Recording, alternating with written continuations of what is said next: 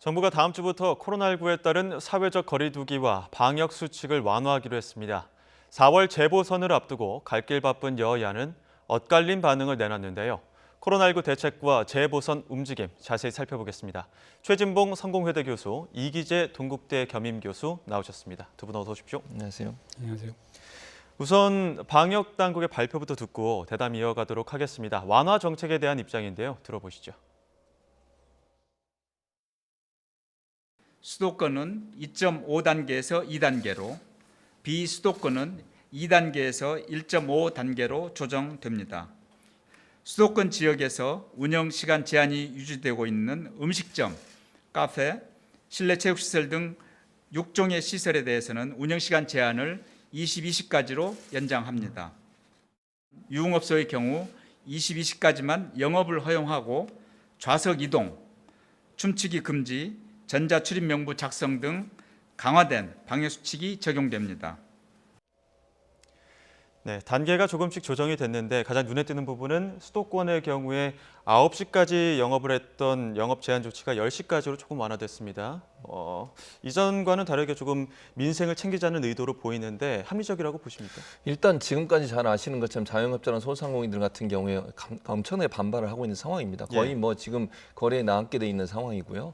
뭐 잘 아시는 것처럼 영업이 안 되다 보니까 뭐 월세를 내지도 못할 뿐더러 지금 보증금도 다 까먹고 있는 상황이에요. 이런 상황에서 더 이상 계속 그 희생을 요구하는 것 자체가 좀 어려움이 있고 그래서 정부 입장에서는 이런 고민이 있었을 겁니다. 그리고 최근에 평균 그 확진자 수를 보면 좀 줄어드는 양상을 보이고 있어요. 지난해 12월 말부터 1월까지 확산세를 보이다가 점점점 줄어들고 있어서 어느 정도 완화해도 되는 그런 어떤 상황과 조건은 된 건 분명합니다. 물론 지금도 안심할 수 있는 단계는 아닙니다. 그럼에도 불구하고 이제 1시간 더 연장하는 거는 아마 고육지책으로 저는 보여요. 그러면서 5인 이상 모이는 거 집합금지는 계속 유지를 하고 있거든요. 그런 차원에서 본다고 하면 1시간 연장하는 것을 자영업자나 소상공인들의 의견을 받아들이는 측면에서 하고 그러나 자발적으로 시민들이 10시까지 연장이 되더라도 본인들의 안전을 위해서 찾지 않는다고 하면 사실은 방역 대책은 그대로 유지되는 것이니까 그런 차원에서 아마 합의점을 찾아낸 것으로 저는 보여지고요.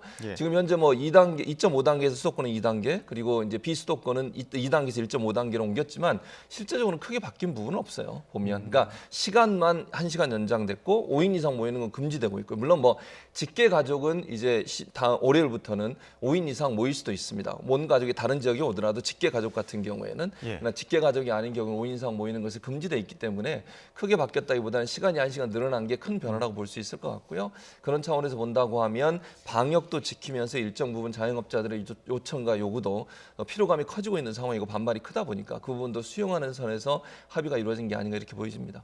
저희가 앞선 뉴스에서 자영업자분을 연결을 했는데 일단 회전율이 한 번 더 돌기 때문에 1시간 연장한 거에 대해서는 아쉬운 대로 환영한다는 입장입니다. 그런데 그럼에도 일부에서는 여전히 그 완화 조치가 아직도 부족하다 이렇게 해서 반발하는 입장도 많거든요. 이 부분에 대해서는 어떻게 생각하십니까? 그렇죠. 지금 자영업자 입장에서는 어쨌든 그 한 번 더 회전하는 것뿐만 아니라 이제 노래방이나 이제 이런 이제 2차, 소위 해서 호프집에 2차를 가는 부분 같은 경우는 10시로 되면은 9시에서 끝나는 게 아니라 그게 한 번 더 가기 때문에 아무래도 당장 그 자영업을 하시는 분들한테 좀 숨통이 트일 거라고 보고요.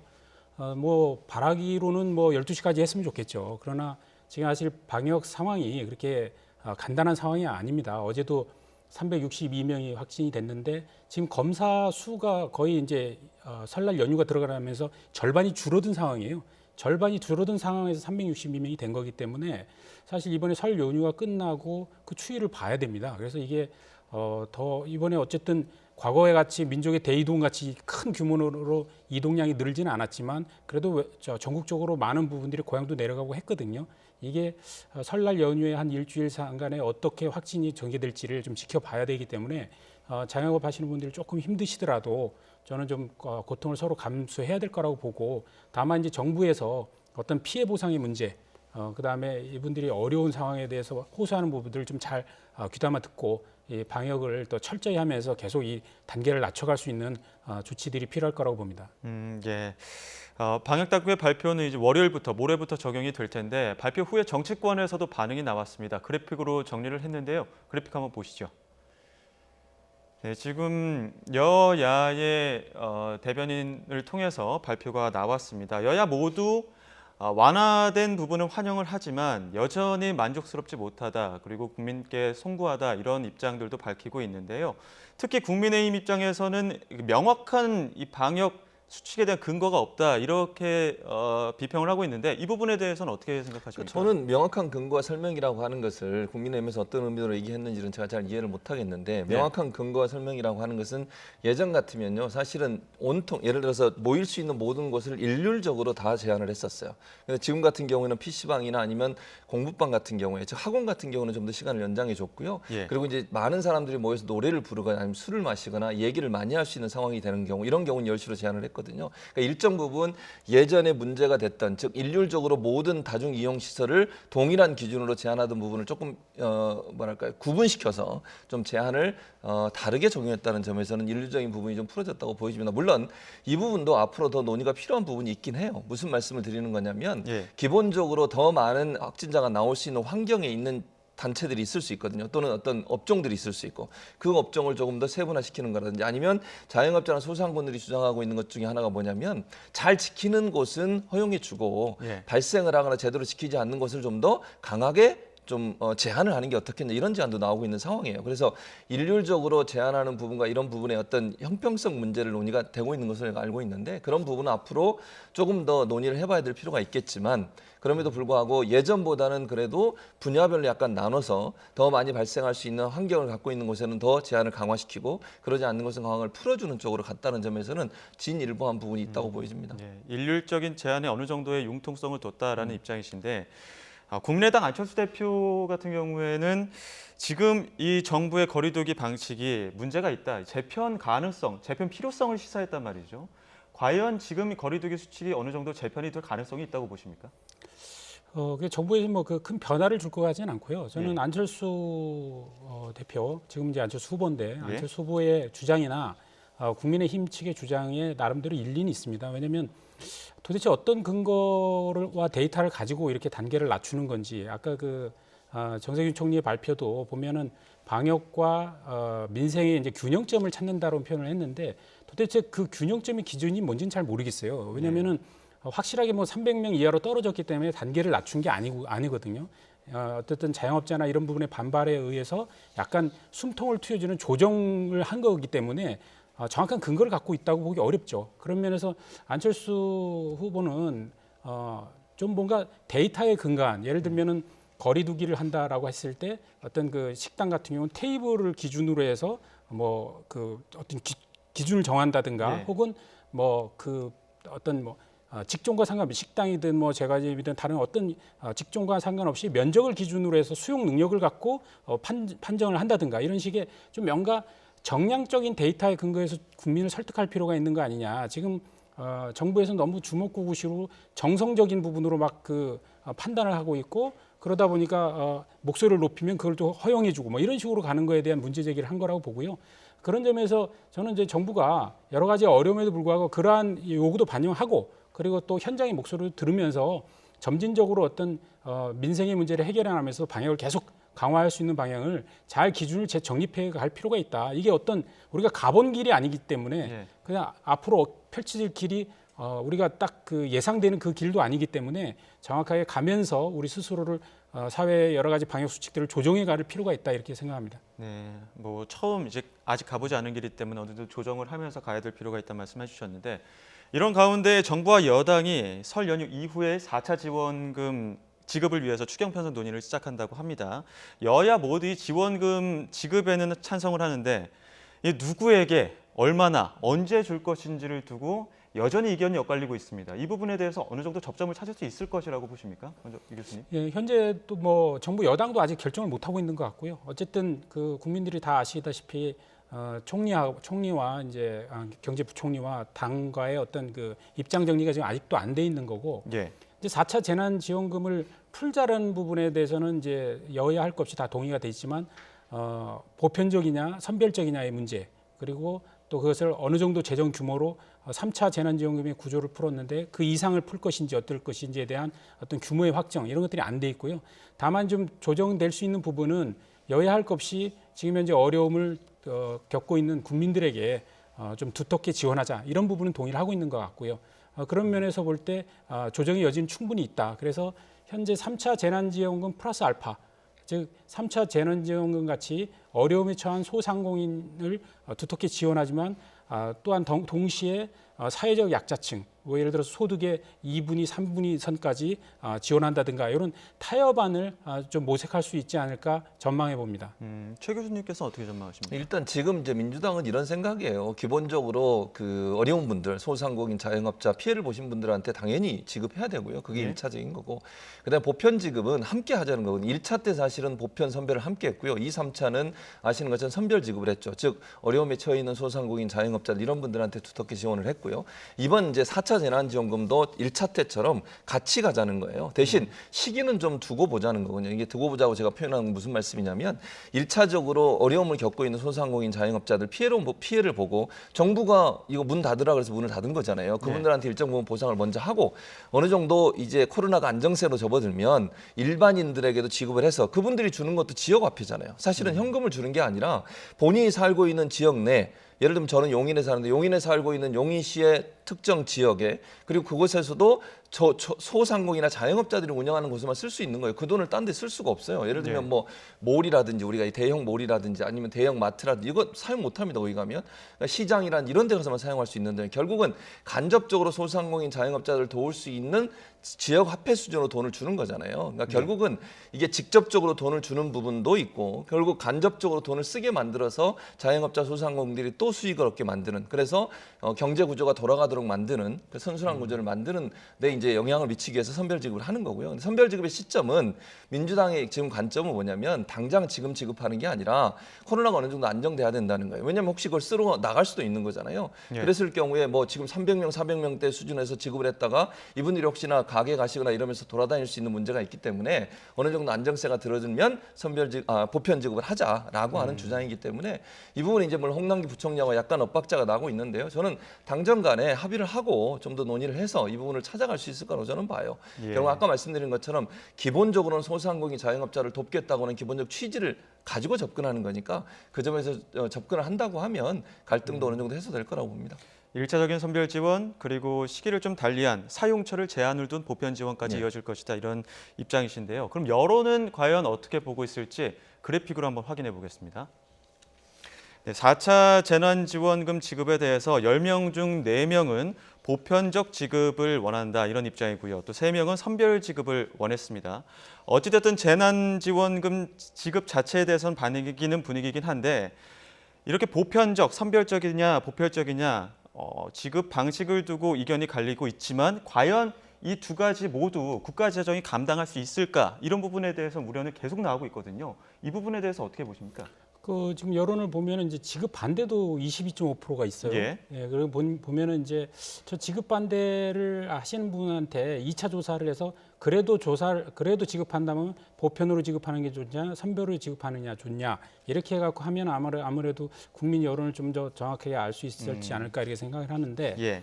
우선 저는 그렇게 생각합니다. 보편과 선별이 무슨 선악의 문제는 아니라고 저는 생각하고 상황에 따라서 할 수 있고 그다음에 우리나라의 재정이 튼튼하다면 전 국민들한테 보편적으로 그리고 선별적으로 더 두텁게 가능한 지원을 해야 될 거라고 보는데 어쨌든 홍남기 부총리가 얘기했듯이 국가 재정은 화수분이 아니지 않습니까? 쓰면 쓸수록 계속 생기는 게 아니기 때문에 곡간을 털면 언젠가는 또 채워야 되기 때문에 그래서 어떻게 가장 효과적으로 지원할 것인가가 문제라고 보고요. 저는 뭐 지금 이제 국가 부채가 지금 1,000조가 넘어가고 있는 상황이고 또 우리 공기업 부채나 뭐 연금 부채 이런 거 다 합치면 한 2,500조까지 되기 때문에 사실 국가 상황이 좀 그렇게 넉넉한 편은 아니라고 생각합니다. 그렇지만 이런 위기 상황에서는 충분히 풀어야 한다. 다만 이걸 어떻게 채울지에 대한 계획을 반드시 세워야 된다는 점을 좀 지적하고 싶고요.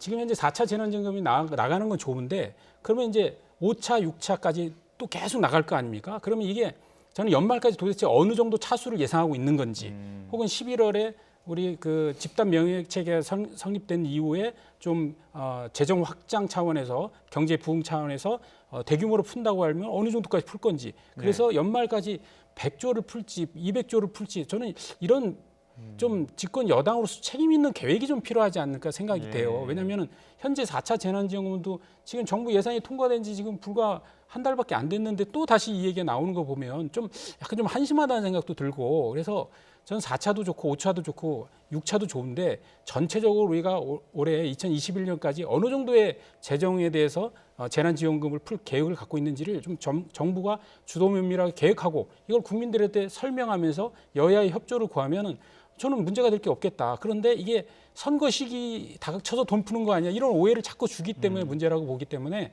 정부의 종합적인 계획이 필요한 시기가 아닌가 생각합니다. 예, 이번이 4차인데 매번 그 지급을 할 때마다 지급 방식과 뭐 시기 이런 것들을 계속 논의할 게 아니라 장기적인 플랜이 필요하다 이런 말씀이신데요.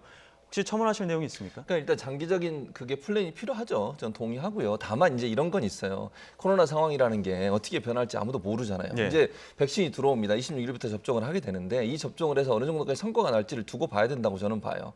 그럼 사회적 거리두기도 지금 2주마다 한 번씩 계속 바뀌고 있거든요. 왜냐하면 이게 장기적인 관점을 두고 하기가 좀 한계가 있어요. 처음 겪어보는 전염병 상황이고 이 전염병이 어느 정도까지 대처가 가능할지, 또 변이 바이러스가 생기는 바람에 대처는 어떻게 할지 이런 부분에 대한 여러 가지인데 대응 차원에서 본다면 이게 장기적 관점에서 대응을 준비를 하긴 하지만 그게 한계가 있을 수밖에 없다. 그러면 예. 결국은 우리가 물론 준비는 해야 되겠죠. 추가적으로 뭐 추경이 더 필요한 부분에 대해서 준비를 하고 국가나 정부나 여당이 그런 부분에서 준비를 할 수 있지만 지금 여러 가지 변수가 많고 이 처음 겪어보는 이 일에 있어서 완벽하게 계획을 세우는 건 좀 한계가 있다. 그러다 보니까 단기적으로 계획이 수립될 수밖에 없는 어려움이 있다는 것도 우리가 이해를 해야 될 것 같고요. 아마 이제 상황이 좋아지면 추경을 더 이상 편성하지 않고도 가능할 것 같아요. 다만 이게 이제 우리가 계획한 것처럼 지금 9월까지 접종을 다 마치고 11월에 이제 집단 면역이 생기는 걸 가정한다고 하면 11월 후까지는 사실 필요가 없어지잖아요. 근데 이게 변이 바이러스 아까 제가 말씀드린 것처럼 그게 또 어떻게 변화를 줄지 아무도 모르는 상황이에요. 그러다 보니까 이 한계가 있다는 부분들을 우리가 이해를 좀 해야 될 것 같고요. 그럼에도 불구하고 저는 정부나 여당이 장기적인 관점에서 어느 정도까지 추경이 필요한지에 대해서는 논의가 가능하다고 봐요. 그건 준비해서 국민들에게 또 필요하면 설명하고, 또 지금처럼 예를 들면 2, 3개월 전에는 어느 정도 이게 필요하다는 부분에 대한 설득이 필요한 그런 작업들도 필요하다고 생각을 합니다. 예, 코로나 확산세가 어느 정도 예측 가능하다면 뭐 장기적인 플랜도 가능하겠지만 예측이 불가능하기 때문에 장기적인 플랜 안에서 일부의 어떤 세부적인 계획들은 좀 달리해야 될 필요가 있다는 말씀해 주셨는데요.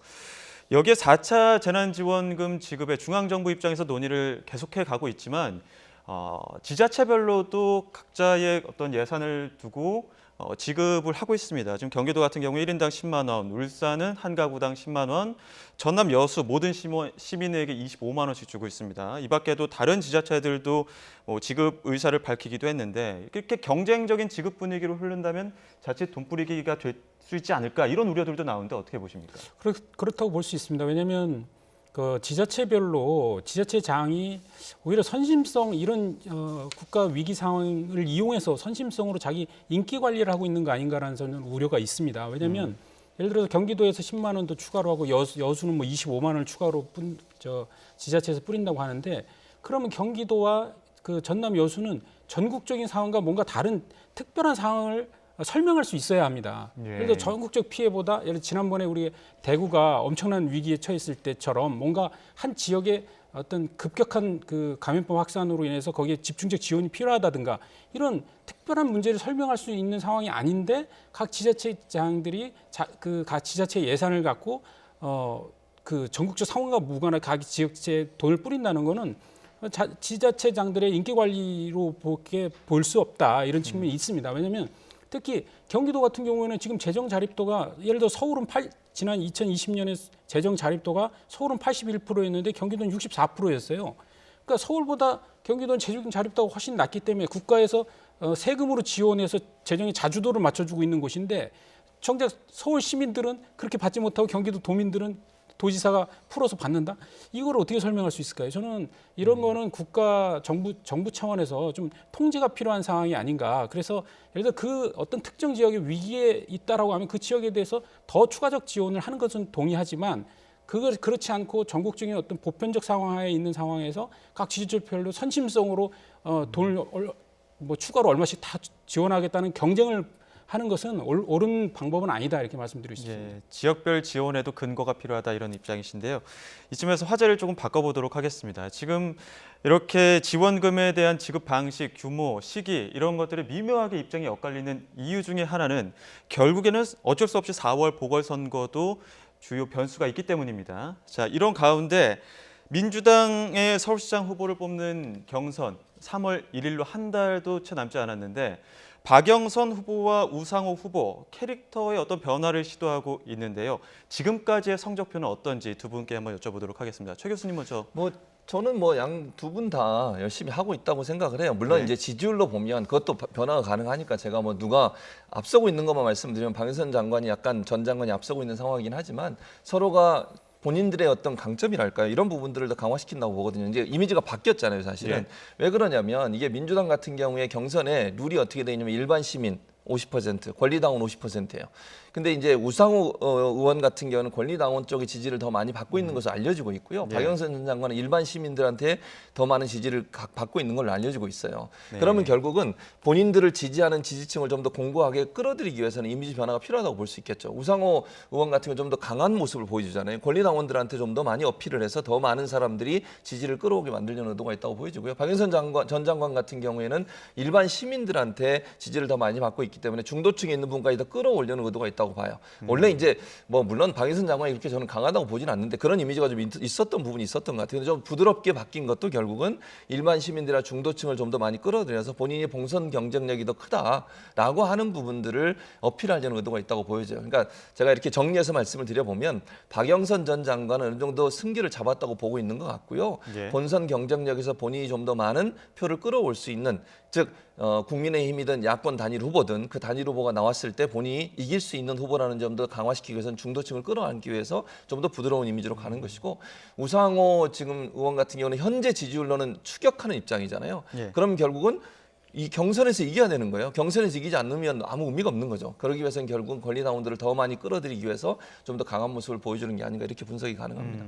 그런데 이 여야 내부의 경쟁 분위기가 사뭇 다른 분위기입니다. 지금 민주당 같은 경우에는 누나 동생 이야기까지 나오고 있지만 야당의 경우에는 서로의 정책 공약 같은 경우들도 조금 비판의 날을 세우고 있는데 이러한 조금 다른 경쟁 구도가 과연 어느 쪽에 유리하다고 보십니까? 일단 그런 현상이 벌어지는 거는 우리 최 교수님께 말씀하셨듯이 그 여당의 경우에는 사실 박영선 후보와 우상호 후보 간의 우열이 어느 정도 좀 이렇게 가려지는 느낌이에요. 그러다 보니까 이제 치열함이 좀 떨어지는 것이고 야당 같은 경우는 제가 봐도 지금 안철수 후보와 나경원 후보, 오세훈 후보 과연 누가 될지 사실 평론하고 이렇게 앞을 내다보기 사실 쉽지 않은 상황이거든요. 그런 네. 차원에서 보면 그분들 후보들도 그런 걸 알기 때문에 치열하게 프레임 전쟁을 하고 있다 이렇게 좀 생각이 되고 예. 그래서 이런 치열한 경선을 통과하면 사실 이게 흥행이 됩니다. 그런 면에서는 야당의 흥행 요소는 분명히 된다. 그리고 예. 야당에는 여당과 다르게 단일화의 이슈가 있기 때문에 저는 아무래도 그 흥행몰이는 좀 성공을 할 것 같다 이렇게 전망합니다. 야당의 단일화 이슈가 있기 때문에 흥행몰이에 어떤 변수가 있다는 말씀해 주셨는데 이런 가운데 지금 국민의힘 김종인 비대위원장 서울시장 야권 단일화 가능성에 대해서 숙명적으로 될 수밖에 없다 이렇게 밝혔습니다. 그간의 어떤 입장과는 그러니까 단일화에 대해서는 조금 무관심한 듯한 그런 태도였는데 구체적인 시간표까지 제시를 했는데 어떻게 보십니까? 그러니까 김종인 위원장이 잘 아시는 것처럼 그 전에 뭐라고 해요? 3명이 나와도 우리는 이길 수 있다 그랬어요. 예. 그러니까 3명 예를 들면 안철수 대표와 단일화가 안 돼도 우리가 승리한다. 근데 지금 여러 가지 여론조사 결과나 상황을 보면 그럴 가능성이 낮아지고 있어요. 예. 그러니까 김종인 위원장 입장에서는 단일화를 안 하면 국민의힘이 또는 야권 단일 후보가 이기기가 어려운 상황이 돼버렸어요. 이런 상황이 되다 보니까 이제 말씀을 바꿨다고 저는 보는데 기본적으로 이제 김종인 위원장 입장에서는 처음에 3명이 나와도 이길 수 있다고 한 거는 저는 안철수 대표를 향한 어떤 메시지라고 저는 보거든요. 즉 우리는 단일화에 매달리기보다 우리 길을 가겠다고 하는 메시지를 강하게 던짐으로써 단일화 과정에서도 국민의힘 후보가 좀 더 유리한 입장에 서도록 만들려는 전략이었다고 봐요. 이제 그런데 시간이 점점 가까워지면서 단일화는 하지 않으면 안 되는 상황이 돼버렸어요. 지금 상황에서는. 예. 만약에 안 하게 되면 제가 볼 때 상당히 어려울 거라고 저는 보거든요. 예. 3명이 나온다는 가정을 해서 말씀을 드리면. 그렇게 되면 단일화는 반드시 해야 되는 상황이 되기 때문에 이제는 좀 더 유연하게 자리가 바뀐 거죠. 그러면서 안철수 대표의 단일화를 반드시 성사해야 되는 그런 숙명에 놓여 있다는 걸 본인도 인정하는 거니까 이제는 단일화가 최대의 변수가 됐다고 저는 봅니다. 기본적으로. 그리고 이제 한 가지 저는 물론 흥행에 도움이 도움이 될 수는 있어요. 서로 싸우는 게. 그런데 이 싸우는 과정에 네거티브가 너무 강화되면요. 이게 도리어 국민들한테 부정적 영향을 미칠 수 있다는 점도 고려해야 돼요. 단일화도 저는 그런 과정이라고 보거든요. 안철수 대표와 국민의힘에서 이제 3월 4일인가 5일에 이제 후보가 나오잖아요. 예. 나오게 되면 단일화 과정에서도 저는 삐그덕됨이 분명히 있을 거라고 봐요. 양측 다 양보할 수 없어요. 국민의힘 같은 경우에 아니 제1야당이 후보도 못 내는 상황이 된다는 걸 가정할 수 있겠습니까? 김종인 대표도 그런 얘기를 했었고요. 그리고 안철수 대표 같은 경우도 지금이 거의 마지막 승부수예요. 본인이 이번에 만약에 후보가 안 되면 정치권에서 더 이상 할 수 있는 일이 제한적일 수밖에 없는 상황이거든요. 예. 그러면 룰을 정하고 어떤 방식으로 단일화 방식을 할 거냐 하는 부분에 있어서 갈등이 생길 요소가 있다. 그런데 이 갈등의 과정에서 혹시나 너무 지나치게 네거티브를 하거나 아니면 충돌하게 됐을 경우에는 도리어 지지도가 떨어질 수 있는 위험성도 있다는 점. 그래서 얼마나 잘 아름답게 단일화가 이루어지느냐가 관건이 될 거라고 봅니다. 예. 지금 뭐 앞서 김종인 위원장의 발언을 저희가 그래픽으로 전해드렸었는데 그 발언을 다시 한번 정리를 하자면 제3지대 단일화를 이달 안에 끝내고 다음 달에 이제 국민의힘 후보와 제3지대에서 단일화된 후보를 다시 단일화하는 계당식 단일화를 지금 이야기를 하고 있습니다. 그래픽으로 다시 한번 전해드리고 있는데요.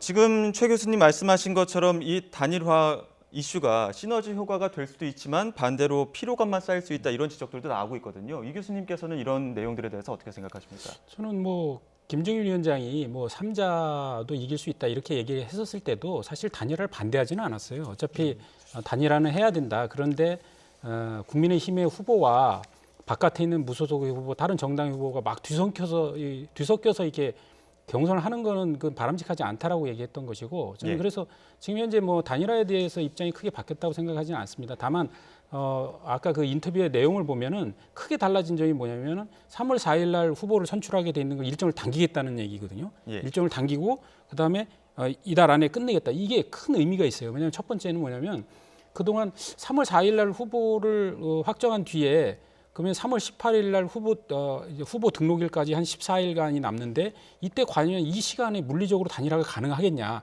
이런 사실 문제제기가 있었고 안철수 후보 측에서 지속적으로 이 문제를 제기해 왔어요. 왜냐하면은 단일화의 룰 협상이 있거든요. 룰 협상에서 뭐 예를 들면은 여론조사를 하자, 뭐 하자, 그리고 여론조사 한다면 질문을 경쟁력으로 물어보자, 지지도로 물어보자 이런 아주 난해한 협상 과정이 남아 있거든요. 그래서 네.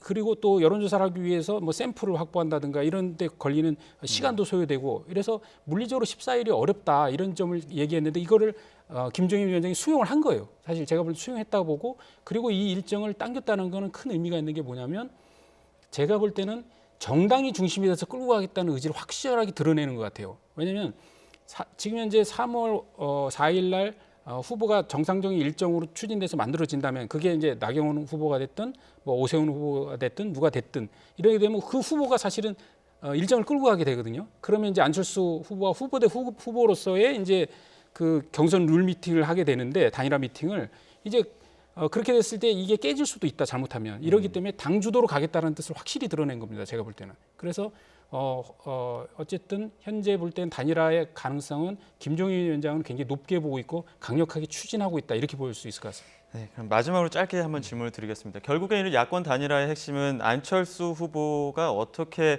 단일화를 이룰 것이냐 뭐 이렇게도 볼 수 있을 것 같은데 단일화 오수생이라고 불릴 만큼 지금 뭐 안철수 후보의 정치 역사에서 단일화 이슈가 굉장히 많이 나왔습니다. 과연 이 단일화에 성공하기 위해서 안철수 후보의 과제라고 해야 될까요? 어떤 것들이 있을까요? 저는 양보라고 봐요. 그러니까 제가 양보라고 얘기하니까 안철수 대표가 일방적으로 양보하라는 의미가 아니고요. 예. 최대한 자기의 주장을 맞춰가면서 양보하는 자세가 필요하다는 거예요. 지금 오수생 얘기하셨잖아요. 안철수 대표 같은 경우 5번, 지금 이번까지 5번이거든요. 단일화 예. 협상이. 한 번만 성공하고 나머지는 다 실패했어요. 그러니까 본인의 주장을 너무 강하게 하면 결국은 단일화에 결렬될 수밖에 없어요. 그러면 3명 나오게 되잖아요. 그러면 결국 뭐 민주당 후보가 어부지를 얻을 수 있는 상황이 될 수도 있다는 거죠. 제 말은. 예. 그런 상황에서 본다면 정말 단일화를 깊이 원한다면 본인이 일정 부분 양보하는 부분도 필요하다. 물론 국민의힘 후보도 양보를 해야죠. 서로가 양보가 필요한 부분이에요. 그런데 제가 이제 우려하는 부분은 양쪽 다 양보를 안 하기 위해서 강하게 부딪혀질 경우, 지금 아까 이기재 교수도 얘기하셨잖아요. 시간도 촉박한데 룰을 만드는 과정에서 부딪혀지면요. 그다음에 이제 양보를 안 되면 어떻게 되겠습니까? 그럼 결렬되는 거거든요. 그 부분을 어떻게 잘 맞춰주느냐. 또 그러다 보면 서로가 서로를 공격하게 돼요. 결국은 상대방이 뭔가 양보를 안 하고 있다는 얘기를 하다 보니까. 그러면 결국 국민적 피로감도 커질 수 있는 상황이고 시민들의 피로감도 커질 수 있다. 이 부분을 얼마나 잘 맞춰가느냐가 중요하다고 생각을 합니다. 이 교수님 짧게 또 한마디 그러니까 어차피 이번 선거는 안철수 후보도 그렇고 국민의 후보들도 그렇고 다 공통된 점이 뭐냐면 문재인 정부에 대한 심판 선거를 하겠다는 겁니다. 그리고 네. 1년짜리 선거를 하는 거잖아요. 예. 1년짜리 서울시장 선거를 하는데 이 갖는 의미는 결국은 1년 후에 있는 대선의 전초전의 역할을 하는 거기 때문에 결국은 안철수 후보든 그 누구 어떤 야당 야권의 후보든 간에 문재인 정부 심판에 대한 자기의 그 의지를 분명히 드러내면 서로가 작은 차이를 극복하고 단일화를 통해서 그 목적을 달성해야 되는 것이 옳다 이렇게 말씀드립니다. 예, 양보와 심판 의지까지 또 짚어주셨습니다. 지금까지 성공회대 최진봉 교수 그리고 이기재 동국대 겸임 교수와 함께 이야기 나눴습니다. 오늘 말씀 고맙습니다.